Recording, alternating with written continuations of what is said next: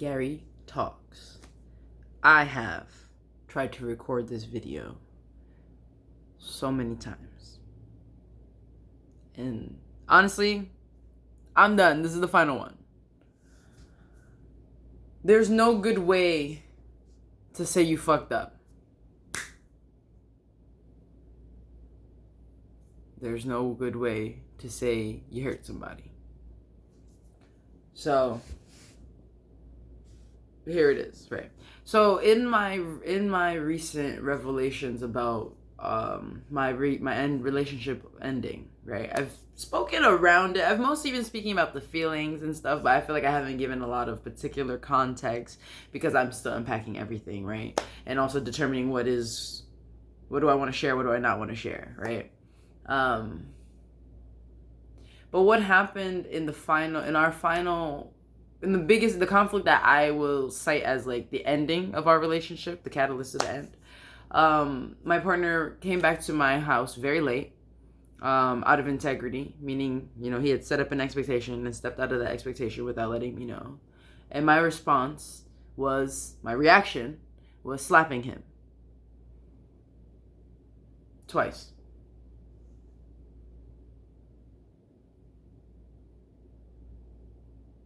That is the reason that I think is the reason I at least ended the relationship, my portion of the relationship, because the way it played out for me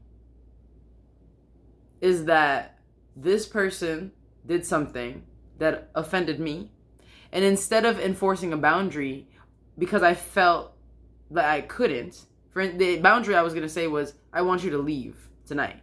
But then feeling uncomfortable about that, being like, fine, I'll let you stay. So then like breaking my own boundary got me feeling crazy and feeling bad. And then I slapped you. And me saying this is no justification, okay? No justification. Like the disrespect I felt, all those feelings that I felt, even the resentment that would have brought me to there, it's all my personal things. And somebody else doesn't have to pay for my personal things, right? Because I'm not in control of my feelings. So that I'm not choosing differently. Somebody else got to pay for my actions. That don't make no damn sense. And that's wrong. And the fact that he did not walk away or leave, to me, was like, these are like, if there's ever been the biggest red flags, these are the biggest red flags. That I feel I'm struggling to enforce a boundary, and then I violate your space, your physical safety, and you also still don't leave. Because at this point, it seems like you feel that you deserve that, or that it was justified, that it's okay. And that's the part that breaks my heart the most in all of this. That I participated in somebody else's trauma, and I participated in justifying violence to somebody else. Because I'm sure, like, whatever he was verbalizing to me is one thing, right? But however he truly felt on the inside is another thing.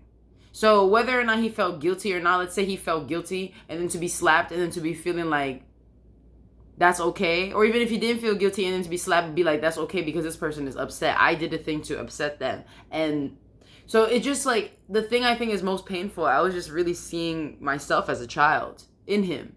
And like realizing, oh shit, this is something that has happened to me a lot. Where because somebody felt disrespected by me, because they didn't like my actions, because I should have known better, they put their hands on me. And here I am enacting the same thing on the person that I claim to love.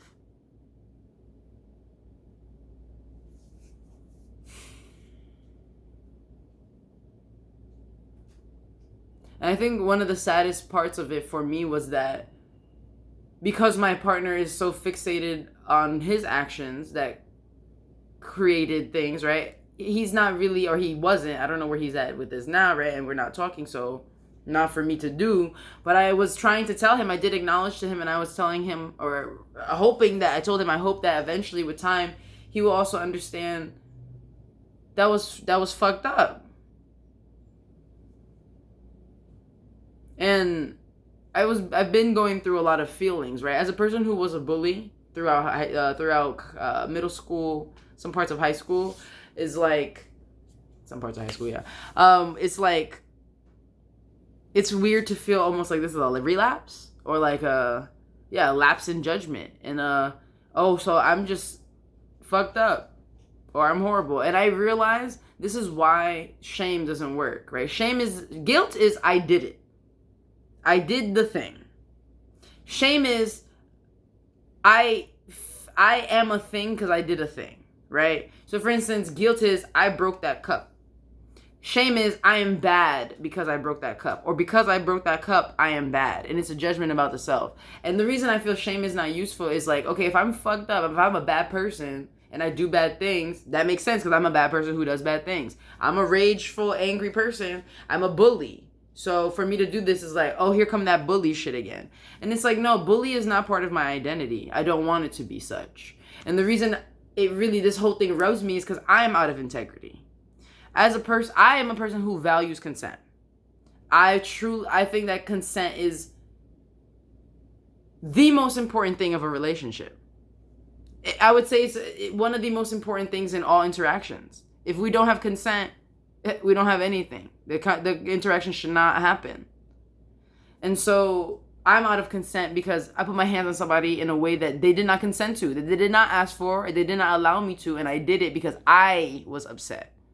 Right? So what I've been sitting with is like, oh wow, my feelings are more important than XYZ, and that's not good.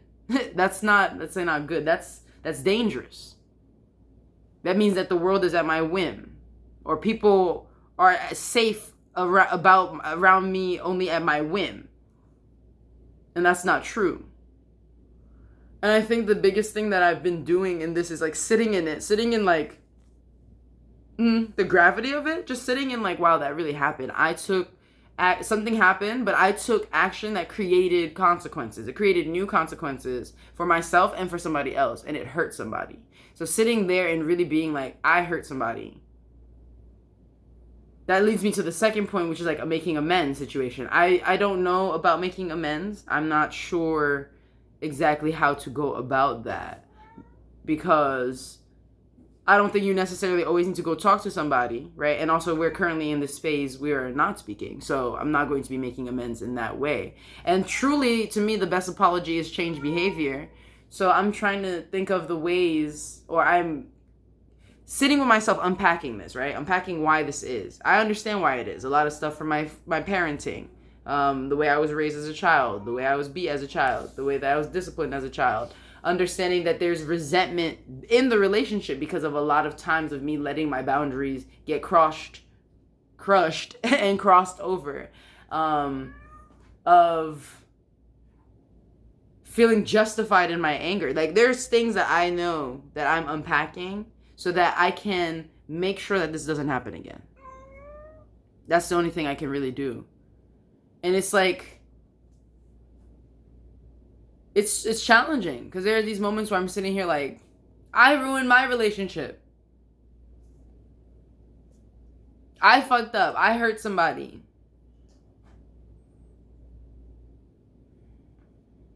And then feeling like bad. Just feeling bad about it. And that's why I'm like, shame is a very dangerous emotion. Because also, if I sit here and feel bad about it and fixate about the badness I feel, it's about me. But it's not. It is, right? My actions are about me, and also my consequences affected somebody else. So me fixating on like, oh wow, why did I do that? I'm so terrible. I can't believe I did that. Now, I'm not actually even focused on how can I not do this again. I think it's important to explore this feeling, right? Because just because I feel this way, I know I don't want to feel this way again. So that's a good enough motivation, period. But also, it's not good enough, right? I need concrete rage management techniques, right? Walk away. Maybe a daily, maybe doing martial arts or something like that, where I can channel this energy into something productive on a regular basis so that when it comes to game time like this, I'm not blowing up. I'm not losing control. Because we are always in control, and to feel not in control is crazy. It means that so much has happened already. You've missed all the flags for you to feel not in control. You know? So that's what I'm sitting with. And And I think a part of amends is just being transparent and being honest and saying this.